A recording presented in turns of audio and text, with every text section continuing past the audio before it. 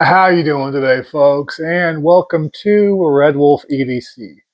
Now, I have a story to tell that is unbelievable, even to me, and then we're going to get on to the actual review. Now, this just happened. It's right now about 1:16 in the morning, about 1:17, and it's been kind of a long day. A lot of different things have happened. Nothing bad, mind you, just been very, very busy. So I didn't get a chance to work out. So I was working out in the actual garage gym, also doing some jump rope and some other stuff like that in order to kind of finish it all off. And then I decided to go for a run. Now, I don't normally go for a run late at night, but the area seems pretty nice during the day. So I was like, all right, fine. I guess it's not nice during the day. And thus, where this crazy story happened that I don't even know how to process it because it legit makes no sense at all. But I mean, I'm glad it worked out this way. So I was going for a run, right? And to kind of give you an idea, so my house is on two different center streets. So you can go one way up this big ass gravel drive thing, or the other way, which is towards kind of like swampy area looking thing. It goes towards the forest to be clear, but like it's a swampy forest thing. And there's residential houses on the side and some good areas, some bad areas. It's really kind of intermixed, right? Nothing super, super bad. And so I'm jogging, I go up to the actual main road, and then I hook back around, and I'm going kind of back towards the house, but through like a longer way. And this dude just starts kind of hollering at me from in front of me, right? So he's like kind of, I'm back here or whatever, he's over here. And he's like, hey, white boy, and starts saying some shit, right? And I'm just kind of ignoring him or whatever. Mind you, I have headphones in first off. And also, I just don't really talk to people when I'm jogging and whenever I'm working out. I want to kind of focus on myself. So I'm jogging and he hollers at me. I ignore him. He hollers kind of louder and almost kind of like braggadociously. So I'm kind of on my guard at this point in time. And then he reaches into his freaking waistband and pulls out a pistol. Little silver pistol, nothing crazy. I think it's probably maybe like a Glock 19, something like that. So, not a huge gun, but also something that can still kill you.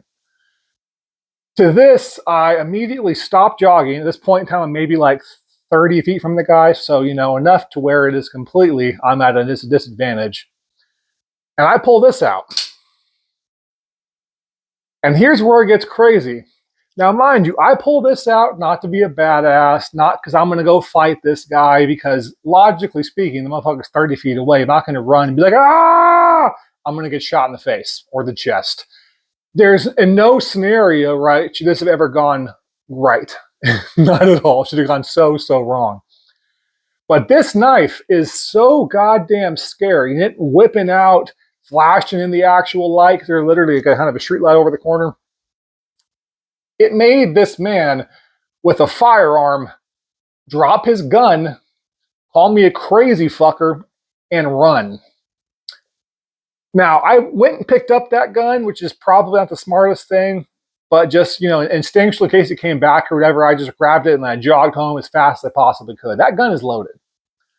That gun is fully loaded and good to go, and there is not a singular damn reason why I should be sitting here right now talking to you. Insane. So knife versus a gun. A knife won, I guess, because it's super crazy looking. I don't even know how to process it. I'm kind of in shock right now, even though it worked out well. I'm frankly fucking terrified. Thought I was gonna die.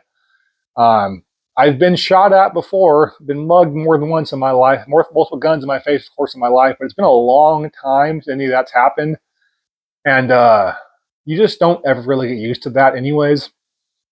So, kind of a crazy story. But let's get into the actual review. This is also a review for that I was going to do. I don't know, man. Maybe like next week or something like that.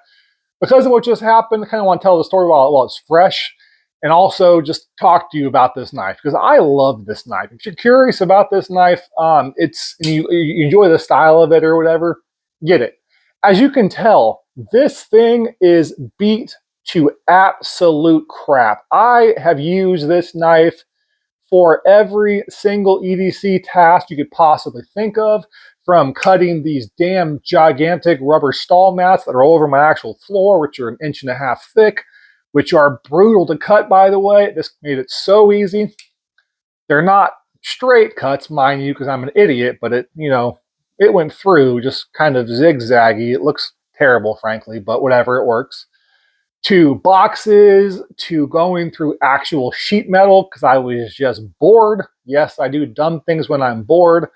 To whittling, to cutting fence. Those little freaking like kind of thin metal fences or whatever.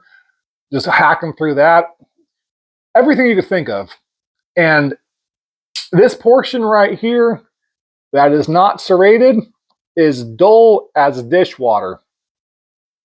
The serrated part right here does not feel sharp, but it will definitely continue to cut. I have hated on serrated knives almost my entire life. Oh, you just want serrated because you can't sharpen, yada, yada, yada, yada, yada. I am a believer.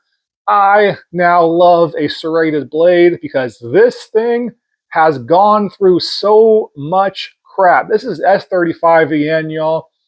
It is a softer steel. It is by no means a bad steel, right? But for what I've put this knife through over the last, like, I don't know, 4 or 5 months, S35EN and any other configuration would be dull as dishwater. Similar to this tip right here, which literally I'm just rubbing it against straight off the thing. I'm not cutting myself. That's insane. Yeah, I'm completely good. Very, very dull. Now, mind you, if I pushed on and I really dug in, is it going to cut me? Of course. But I'm not going to do that because I'm not quite that much of an idiot. So as far as this knife as a real, and I mean a really, really hard just workhorse, I have abused the crap out of this thing, being mindful of the tip because this will snap off very easily. So very gentle going towards the actual serrations, then just once I get in there. I love this thing. So let's talk about it from a self-defense application briefly, very, very briefly, and then go on to EDC because this thing from a self-defense application, obviously, like it's scary as all hell and it won in a gunfight somehow. I still don't understand how that happened, but whatever. Crazy, fucking crazy. But it's also just an amazing EDC. So as far as self-defense wise, this is kind of in the whole karambit style. This will allow you to dig very deep into flesh if you so choose to, or I don't know, steak, chicken, pork. Doesn't have to be people, y'all. It could be something, just nice. No murderous intent here. But it is something that is very, very comfortable in hand in both configurations. This is normally how karambits are carried. I also have a snaggletooth like karambit thing on here that I normally carry on. I took it off maybe a couple days ago. Wasn't needed. It deployed very, very quickly, very, very effectively through this actual wave feature for the cold steel. And as a tactical knife, one, it's scary as all hell. So if you do attack someone with this, they're going to see this on the jury stand and you're going to go to prison. This thing is terrifying, as tonight demonstrated. So that's not the best application for that, but if it's one of those things where you're like, oh, I'd rather be judged by 12 than carried by 6, I think is how it goes. I have no idea, frankly. You get the idea. Then yes, this will work. But as far as EDC, right, which is why I bought this knife, EDC wise, dude, this thing is an absolute monster. First and foremost, it is a big blade, but it is very thin. Like, look at that, y'all. This is thin. It is light, while still feeling very good in my size 2XL hands, in my girl's size, I don't know, fucking medium hands. She has tiny ass hands. My buddy Brian, who has bigger hands than I do, his hands are monstrous. It's in his hands as well. I think it's kind of going to be good to go for any type of hand size. And it carries so well. Now, mind you, if you want to be like super EDC tactical stealth carry, you're always going to have that much sticking out. And it's a pretty wide profile right here. So that's not the greatest if you care. Personally, I don't care. Also, I carry this in basketball shorts pretty much constantly because it is super light, it is super thin, and I don't even feel it. And it's just a great freaking user, man. I got this thing originally to modify to make like a hot pink G10 for all sorts of craziness, to make like the most aggressive knife possible, the most ridiculous looking knife possible. But I've not done that because I have kind of fallen in love with this knife. And I don't entirely know how to feel about that because I've hated on this knife for years. And I feel like a jackass for doing so because this thing is fantastic. Is it scary? Yes. Is it super, super extra? Absolutely. Is it unnecessary in every possible regard? Again, absolutely. Is it awesome though? Fuck yes. I love this thing. Most knives, frankly speaking, just don't fit my hands, or if they do, they're super, super heavy and they're awkward to carry in like basketball shorts or whatever, which to be fair, I wear basketball shorts more than anything else. I work out all the time, I hike all the time, I run all the time, I go to train all the time. I'm not gonna go train rolling on the ground with freaking gym shorts and freaking jeans. And as far as working out in jeans, if you do that, you're a psycho because wet jeans feel horrible. So more often than not, man, I wear basketball shorts. It's not the most fashionable thing ever, to be clear, but like, it's comfortable and it's just good to go. So being able to carry this full size knife, this freaking looking murder machine, scary motherfucker, in basketball shorts, comfortably, that's the key piece here, comfortably, not smacking into my leg, not being awkward or anything like that. It's amazing. And again, it goes through any material you can pretty much think of. The tip is very fragile. It is a little bit reinforced right here, so it's not going to just break off of nothing. But I mean, this will be the first thing to snap. So, be careful with that. But the serrations are amazing. The utility of it is amazing. If you want really, really precise cuts, this is probably a bad idea. Fun little story about that. So I moved recently from North Carolina to Virginia, and I had my big ass fancy freaking TV that I love, my big old 85er, in this like crazy box setups. I don't want it to break or anything like that, right? So I did one above and beyond, make sure it's perfectly protected. And I unboxed it, and I took this knife to go take the tape off, the last final step. And because this blade hooks inwards, I scratched my TV. And I was like, no! So as far as like really precise, delicate tasks, this is probably not going to be it. But for like real and true, genuine, hard use, you just need to get through material and get through it fast and effectively. It's fantastic. There's no hot spots. There's no cold spots. There's no medium spots. It blends into your hand perfectly through really, and I mean really hard use. These mats in particular, right? I'm sitting here sawing like this for like maybe like an hour.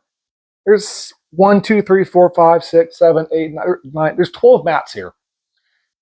And they're all sawed in different angles to fit in different corner spaces and everything. So it was a pretty, labor-intensive job. And again, just sawing in a way that almost no other blade is actually going to be comfortable. And this not only was comfortable, it felt amazing. And there was no damage to my hands at all. Now, mind you, my hands are fairly calloused in general. Nothing crazy, though. If you have baby hands, maybe it'll be a problem. But even if you have baby hands, you'll probably still be fine. So what we have here is, first and foremost, a knife in this one scenario.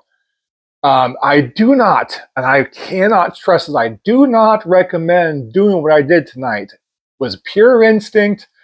If I could go back and do it again, I would do something different because there is such a small chance that this would actually go in my favor. And the fact that I'm still here is insane. But in this one instance, there's a knife that beats a gun. Crazy.